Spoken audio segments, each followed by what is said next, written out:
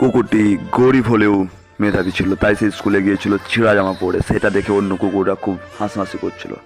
সে খুব কষ্ট পেয়েছিল, কিন্তু সে থেমে থাকেনি।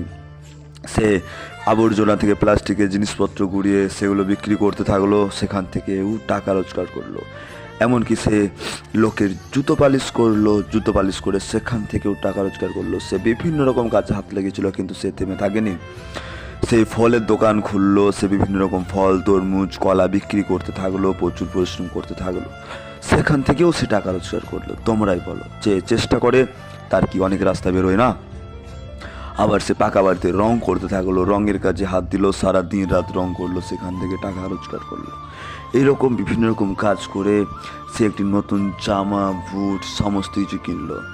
তারপরে সে সেই সমস্ত কিছু পরে যখন স্কুলে গেল, আর অন্য কুকুরেরা দেখে অবাক হয়ে গেলো। এই কুকুরটার জন্য তোমরা একটা লাইক করে এবং চ্যানেলটিকে সাবস্ক্রাইব করো।